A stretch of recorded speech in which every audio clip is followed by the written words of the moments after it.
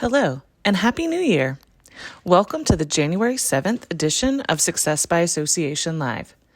Today's issue is sponsored by Visit Winston-Salem. We thank them for their support of AENC. Today's article is written by Mitch Savoy-Hill with Sav-Hill Consulting. The article is titled, The Dangers of Multitasking, and is reprinted with permission. Are you a great multitasker? That used to be a key job interview question, with multitasking viewed as a highly valuable strength. How well can you juggle? Can you manage more than one conversation at a time, type up that report while listening to the morning news and answering your spouse's question about what you want for dinner? If you're nodding enthusiastically, heck yeah, that's me. I'm a great multitasker. Or if, like many of the individuals I coach, you struggle with the juggle, the information I am about to share is vital and just may save you time, money, meaningful connections, and brain health. The multitasking illusion. Although it can feel like your success is dependent on your ability to multitask, neuroscience has discovered that multitasking is not as valuable as once was thought. Actually, it can be incredibly detrimental. I have been in high-stress, intense work environments since I was 18-year-old singing waitress in New York City. That's a great story for another time. Many jobs, especially in the industries I've worked in, such as hospitality, live events, and real estate management, seem to require us to multitask or perform more than one task at a time. Presently, we are all constantly bombarded with environmental factors vying for our attention. Emails, texts, calls, people knocking on our doors. Knock, knock, do you have a quick second? Which we all know never really means just a quick second, right? So the answer always seemed to be, do it all. Manage everything everywhere at the same time. Now, I know for many of you, it seems like that tactic has been working for a long time.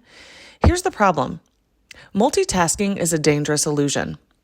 You see, neuroscience has discovered that the brain can only fully focus on one thing at a time. One thing.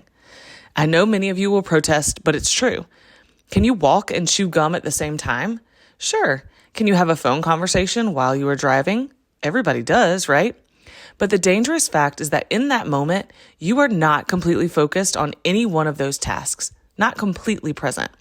And when you are not completely present in a conversation or an activity, here's what it can cost you. The cost of multitasking. Let's begin with time and money. 23 minutes. That's how long it can take the brain to refocus after an interruption. I'm going to invite you now to think about how many interruptions you're allowing on any given day. Less than 10? More than 10? Some of you are saying 10. Try 100. Okay, now multiply that number by 23, and you may get an idea of how much time and money can be going down the drain in terms of productivity. We think we're saving time by talking while we're typing or answering a text while we're walking to our next meeting, but undoubtedly, you will miss details. And those details minimally can cost you and others the time it takes to repeat what should have been caught the first time around, creating double work, wasted time, and frustration. On a grander scale, you may miss a vital detail that cost your company money due to a mistake or misunderstood expectation. Time and money, the cost of multitasking. Next, let's talk about the loss of loyalty, which can also cost you money in terms of employee and client retention. When we are multitasking, people know they are not fully being engaged, and this can be costly in terms of relationship building, whether personal or professional. Have you ever tried talking to a boss who pretended to listen to you when you could totally tell you were not being taken into full account? How does that make you feel? Dismissed? Unimportant? Mad? Do you have a family member who does this? It's quite frustrating.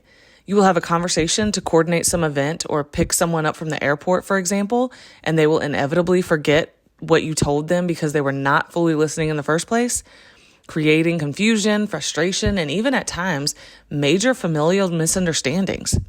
Things that eventually erode a relationship and personal loyalties. Multitasking costs us meaningful connections, and therefore the loyalty that comes from those connections. Brain disruption. If all that wasn't enough to convince you, let's talk about how multitasking impairs your overall brain health. What our brains are doing when we multitask is rapidly switching between tasks.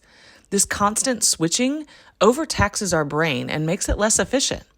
Over time, this diminishes our ability to focus our attention in general, even when we are not multitasking. As we age, the decline happens even faster.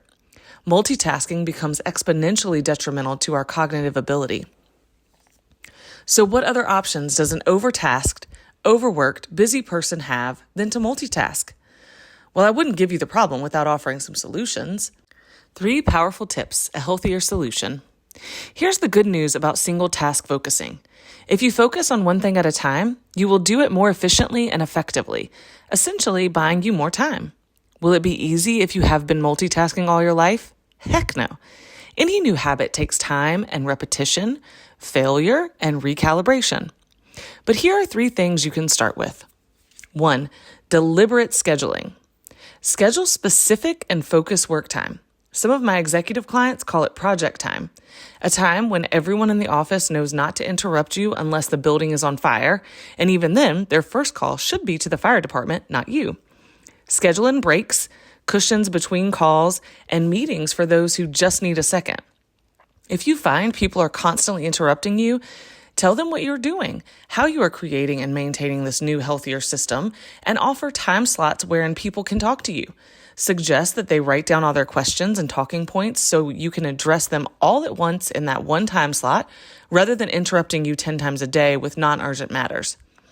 I know this may feel very uncomfortable at first if you're used to a total open door, interrupt me whenever environment. That's just not efficient for anyone. Just remember and remind others about what's at stake here. Will it work every time? Heck no. Shift happens. Emergencies happen. But if all you ever encounter on a daily basis are emergencies, you may benefit from some leadership coaching and changing the way you operate. Remember, if you model and uphold new healthy behaviors, systems, and habits, people will start to catch on and hopefully even start doing it themselves. 2, turning off notifications. When in focused work mode, turn off all notifications until the end of that focused work time slot. You may need to use auto replies and signs on your door informing people what you are doing and when you will be available again. Remember that even those little dings and phone or watch vibrations act as distractions away from the task at hand, and the refocusing clock begins from 0 again. 3, attention focusing exercises. Your brain is a muscle.